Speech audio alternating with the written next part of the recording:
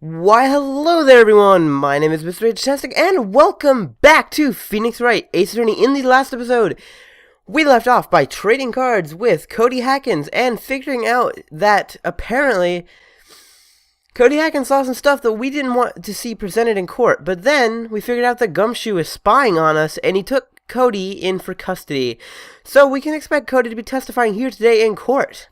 And that also finished up the investigation of Turnabout Samurai. So, now we need to go ahead and let's get started. Mr. Wright? Yes?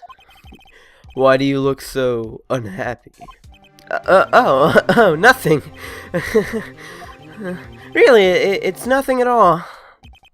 Right, Mia? Uh-oh, she looks even unhappier. Phoenix. Your client is now practically a dead man walking. Perhaps that's why I feel particularly close to him. This is no time for dead people jokes, please. You know we're going into this trial utterly defenselessness. Yet, if Mr. Powers is really innocent, we should be able to find something overlooked in the evidence to prove it. Something overlooked. We have to find something, Phoenix, today. It's that or we lose the trial. This is not going to be easy. Oh, gosh. Well, here we go. October 19th, 10 a.m. District Court, courtroom number 4. And we've got good old Edgeworth back there. The court is now in session for the trial of Mr. Will Powers. The prosecution is ready, Your Honor. The defense is ready, Your Honor. Very well, Mr. Edgeworth. Your opening statement, please. An unexpected fact has come from the attention of this court. Yesterday, we learned that there are other people present at the studios. Today, I would like to show evidence proving that they had nothing to do with the murder. Damn, he's going straight out for the freaking evidence. Sheesh. I wonder if that producer's going to come out. The prosecution calls Mr. Salmonella to the stand. Oh, Lord. Not this guy. Will the witness state his name and profession? How rude can you get? You don't know me. I'm the director. I'd like to steal Samurai Noob, Ruffle. Salmonella, I'm a director, television. Were you at the Global Studios on the day of the murder? Yes, Your Honor. Very well. Please testify to the court about the events of that day. Phoenix. Let's start by picking this testimony apart. If Powers is innocent, you know what that means. Someone in the trailer on that day did it. Right! She doesn't waste any time putting on the pressure. Alrighty. Witness testimony. 1 second. The day of the murder. I was at the studios from around 9 o'clock that morning. During the morning I was doing, an action scene run-through. It took a lot more time than I thought it would. I hear that everyone else ate lunch in the employee area, but I had a meeting in Studio 2 trailer, so I ended up skipping lunch. We were in the meeting until around 4 p.m. During the meeting, well, I'm pretty sure no one left their chairs. That's about it. Huh. Seems like a rock-solid testimony to me. Not. I'm going to pick this guy apart. Alright, let's begin a cross-examination. Alright, epic little scene here, and let's get started. The day of the murder. Now, we're not going to read all this because that would just be a waste of time. In the morning, I was doing an action scene run-through. So now, let's press. So, in the end, you didn't get to eat? Yeah, no steak at least. Can you believe it? That must have been tough.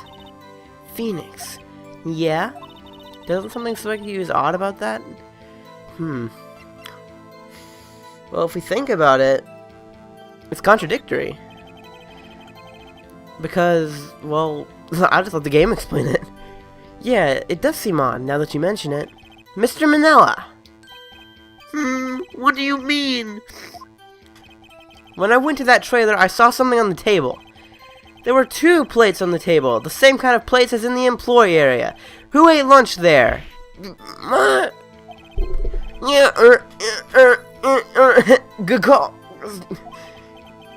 I was embarrassed so I didn't mention it, but I did eat after all. Oh god, that face. A T-bone steak, you mean? Yeah, well, I mean, the assistant went through all the trouble and brought it to the trailer, thinking I could eat it later. Clearly a man who likes to eat. I suspected as such. So when exactly did you eat it? We took one break during that meeting. I, wolfed it down then. Mental image will I carry with me to my grave. Wait a second. If they took a break in that meeting, that contradicts his testimony. I'll press on that one a bit more. I mean, the meeting ran until 4 o'clock. During the meeting, well, I'm pretty sure no one left their chairs. That, my friend, is a contradiction. We love pointing those out. You didn't take a single break? Well, yeah, not a one. You just told me you did. What's he sweating so much about, I wonder? If only I had an idea. Oh, wait, I'm doing the entire thing with him. Maybe I do have an idea. Let's press him harder. I mean, why not? Wait a second. Mr. Manella, you just contradicted yourself. Didn't you just tell the court that you ate T-bone steak during a break? Oops! Ruffle. Well? Mr. Manella, what's this all about? Well, yeah, I guess we did take a little break. Phoenix, great job! If they took a break, one of them could have gone to the studio during that time. Your Honor, I call on the witness to testify to the court about this break. Very well. Mr. Manella, your testimony, please. Uh-oh, Edgeworth is laughing. This cannot be good if Edgeworth's laughing. I mean, that man, let's face it, that guy doesn't laugh. Alright, the break. Yeah, FWIW, we took a break, Ruffle. But it was only 15 minutes. 15, that's only 13 in base 12. Not enough time for someone to say, commit murder in Studio 1, lol. That's only just enough time to eat a T-bone steak, if you ask me. Huh. I don't even think it'd be enough time for that, but that's just me. Judge is bashing the what am I trying to say? Judge is bashing him. Okay, so let's just go and press this statement. What time exactly did you take this break? I'd say it was from around 2:30 or so until 2:45. 2:30? It's the time of death. So he could have gone to Studio 1, killed Hammer, and come back. I guess it's possible, time-wise.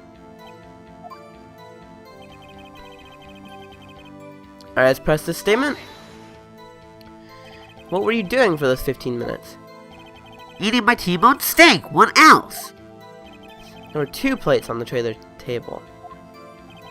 Oh, right, the other one was Diva's. I'm sorry, D. Vasquez's plate. D. Vasquez, the producer. You know, I'm not quite sure if it's D. Vasquez or D. Vasquez. Like, I think it would normally qualify as D. Vasquez, but I was just saying it's Vasquez because I'm not really sure how localization changed it around or whatever, and I'm not sure how it was in Japan. You know, I might look it up, and if I do look it up, I'll have it on the video of what its official pronunciation is, but yeah, sorry if I've been saying it wrong, I'll just say that much. Anyway, to eat a T-bone steak in 15 minutes, that's quite a feat. Alright, let's press this statement too, why not? I mean, YOLO. Why is that? Haven't we had enough of this pointless line of questioning? Your Honor, the testimony at this point has made one certain fact painfully clear. The people in the trailer had nothing to do with this murder. It was impossible for any of them to go to Studio 1. What? Something wrong, Mr. Wright? Surely you aren't suggesting that one of the people in the trailer went to Studio 1? Well, Mr. Wright? Phoenix, this is critical. Think about it before you give your answer. Do you claim someone for the trailer went... Okay.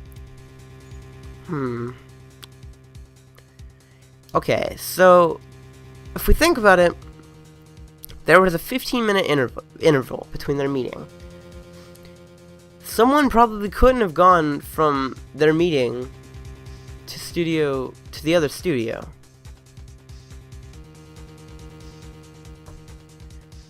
So It's impossible.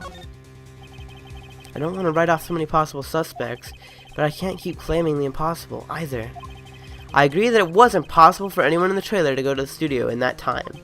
Haha! I thought you might be thoughtlessly treading on thin ice again, but I see you had at least an inkling of the truth. What do you mean, Mr. Edgeworth? It's quite simple. True, the break in the trailer meeting came at the time of death. However, the path from there as the scene of the crime was blocked. The fallen Mrs. Monkeyhead had barred the way. At around 2:15, a strong gust of wind knocked over the head of the studio mascot. Ergo, when the people in the trailer took a break at 2:30, the way to the studio was blocked. Blocked by Mrs. Monkey's severed head.